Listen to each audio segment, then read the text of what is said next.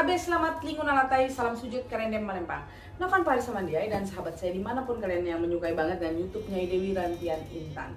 Ini saya juga banyak ya, saya mendoakan juga semoga teman-teman saya yang lagi sakit, yang menyukai banget dan YouTube-nya Dewi Rantian Intan, saya doakan semoga kalian cepat sehat, pulih. Dan juga buat sahabat saya yang belum punya jodoh, semoga jodoh dia cepat dapat pasangan yang luar biasa baiknya, yang menyayangi kalian semua. Dan juga buat yang sudah punya keluarga, semoga rumah tangga kalian harmonis sampai jadi kakek dan nenek, sampai maut memisahkan kalian. Nah, dan juga nih maaf banget ya, saya tuh kadang-kadang banyak sahabat-sahabat saya yang WA saya, kok nggak dijawab sih Nyai? Tapi ada juga yang bilang, kok saya ditelepon? Karena gini, bila mana saya lagi ada waktu, saya akan telepon. Kalian boleh chat ke WA saya. Jangan heran kalau saya nggak balas. Nanti saya akan telepon dengan sendirinya. Kenapa? Karena saya akan cari waktu yang bagus waktunya untuk saya telepon. Kadang-kadang saya lagi banyak tamu, saya nggak mungkin balas-balas WA sahabat-sahabat saya ya. Dan juga nih saya kan mau Q&A. Karena janji saya setiap hari Rabu saya Q&A ya. Jadi ini saya akan jawab dari Nanda Ariana. Bener nggak sih angka 13 itu angka sial? Bagi saya tidak. Semua angka itu tidak ada kata kesialan. Tapi kadang-kadang ada yang tidak cocok dengan diri kita sendiri karena sesuai unsur lahir kita, unsur tahun kita, begitu. Jadi semua angka itu bagi saya sih tidak ada kesialan.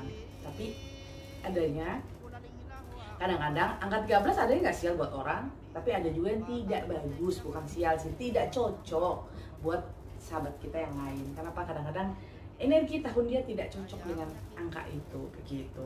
Yang tahu nyambung sekarang jawab. Yang nggak cocok di angka 13 tahun berapanya?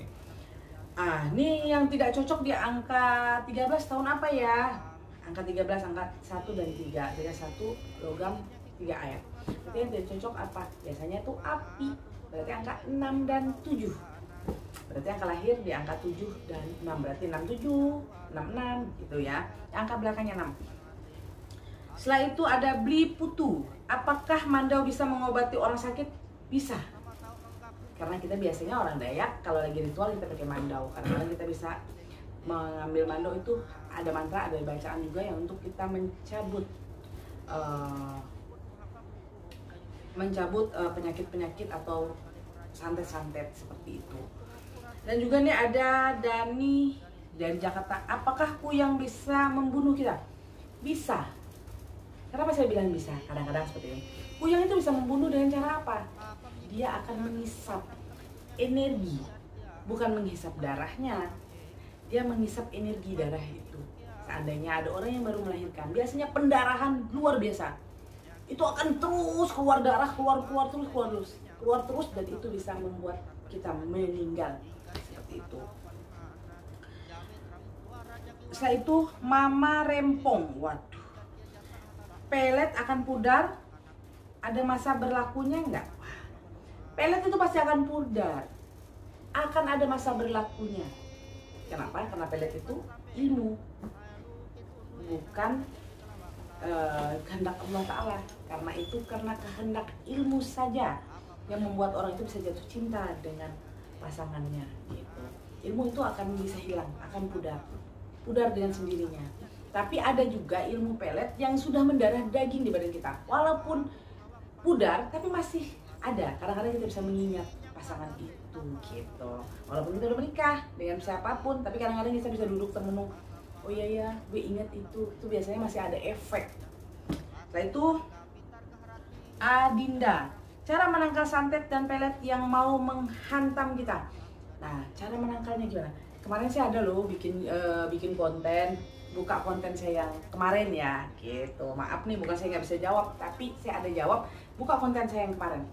Setelah itu Nando dari Manado, bisa tidak berkomunikasi dengan makhluk halus atau makhluk goib? Mereka bisa kita jadikan pesuruh kita nggak?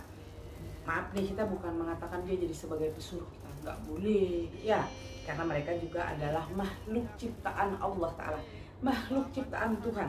Saya bilang bisa berkomunikasi, bohong kalau kita nggak berkomunikasi. Kenapa? Satu, Kalau seorang petapa biasanya bisa berkomunikasi. Ada juga seorang spiritual, pasti bisa. Ada orang keturunan yang bisa mengobati, pasti bisa dia berbicara, bersahabat atau ngobrol komunikasi dengan makhluk-makhluk astral itu. Kita bisa suruh mereka nggak?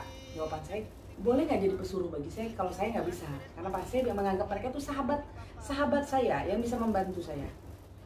Dan juga kadang-kadang saya tidak bagus kita mengatakan sebagai pesuruh, nggak boleh. Kita juga sama pembantu kita juga nggak boleh kita mengatakan dia sebagai pesuruh, kita nggak boleh. Karyawan kita juga kita nggak boleh mengatakan sebagai pesuruh, itu nggak boleh. Jadi kita punya ada sedikit tata krama berbicara. Ya, jadi gini, mereka juga tidak bisa kita sembarang suruh untuk melakukan yang jahat. Enggak. Mereka biasanya pilih-pilih. Saya punya leluhur, kalau saya punya leluhur, saya bisa ngobrol komunikasi dengan leluhur saya tidak untuk yang aneh-aneh, tidak untuk menjahatkan orang. Biasanya kadang-kadang saya cuma mau mengecek, kadang-kadang ada tamu saya minta tolong dong, Nyai saya lagi di sini nih, tolong dicek ada apa yang ada di badan saya atau penyakit apa yang ada di badan saya.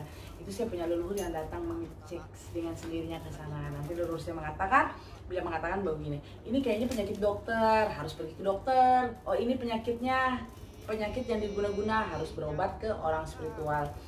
Kadang-kadang nggak perlu ke saya, ada juga orang spiritual yang bisa mengobati selain saya. Banyak kok yang gitu. Nah ini buat sahabat saya, ini Q&A yang saya jawab dari sahabat-sahabat saya. Maaf nih kalau ada kata-kata yang kurang bagus atau ada kata-kata yang sangat tidak mengenakan buat sahabat-sahabat saya minta maaf, tolong dimaafkan saya. Jangan lupa tonton terus YouTube Nyai Dewi Rantian Intan. Assalamualaikum warahmatullahi wabarakatuh.